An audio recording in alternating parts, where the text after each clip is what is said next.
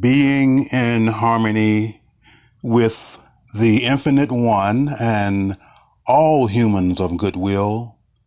I believe and bear witness that there is no other God except the Infinite One, and I choose to behave accordingly. Being in harmony with the Infinite One and all humans of goodwill, I believe and bear witness that nature is the ultimate messenger of the Infinite One, and I choose to behave accordingly. The racist, bigoted, white, pseudo-Christian secessionists and their brown-nosing, brown-skinned minions of African, Asian, and Hispanic descent have been talking a lot lately about a next civil war in the United States of America. Their clamor for a civil war brings to mind the warning that says, "Don't let your mouth write a check your ass can't cash." Once again, quote, "Don't let your mouth write a check your ass can't cash," unquote. What is the basis of this whining and whimpering for a civil war by racist white pseudo-Christian secessionists and their brown-skinned minions? What is the objective of their civil war? Are they seeking social reform or revolution? Are they seeking political reform or revolution?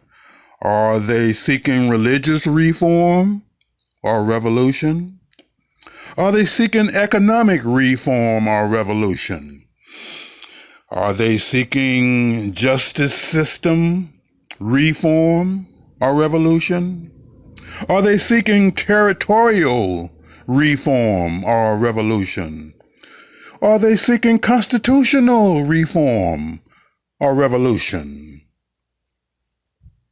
Or could it be they are merely irreparably smitten with, obsessed with, a maniacal desire to embrace and eternally hold on to their great white hope?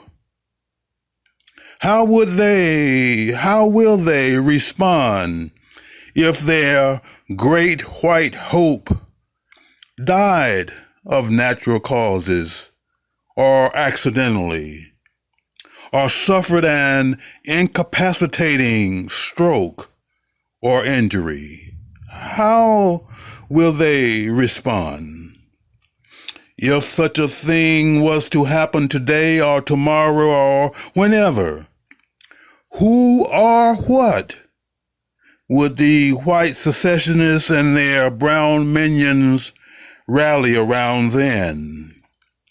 What other idol would they erect to replace their great white hope?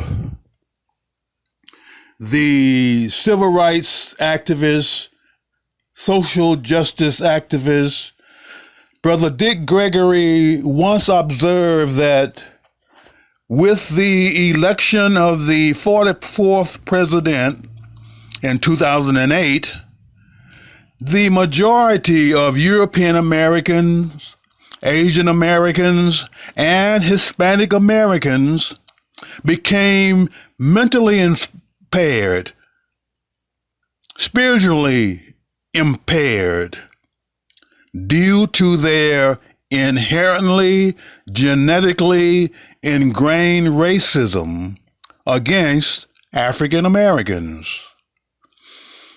He then went on to say that if the 44th president was reelected, the majority of European Americans, Asian Americans, Hispanic Americans, as well as some African Americans would go beyond being spiritually and mentally disturbed, spiritually and mentally impaired, and that they would become mentally and spiritually deranged.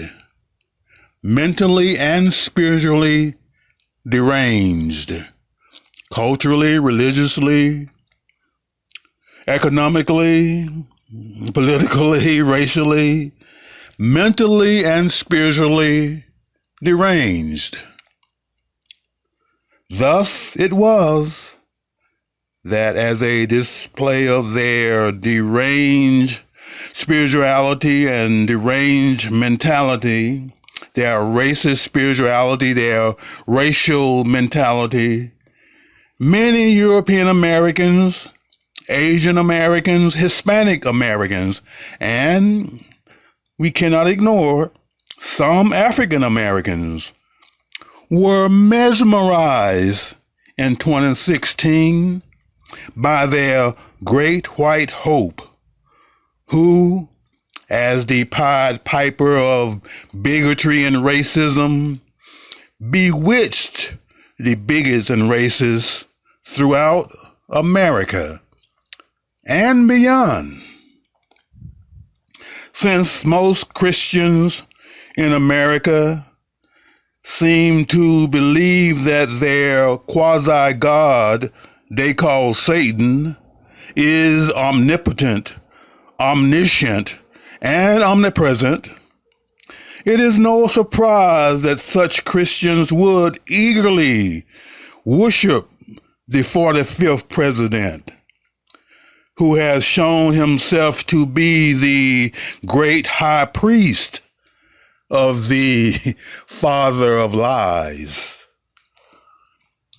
So, to all those mentally deranged, spiritually deranged Americans who are displaying post-election stress disorder since November 2020, let it be known that unlike the last Civil War, after the next Civil War, there will be no pardons issued.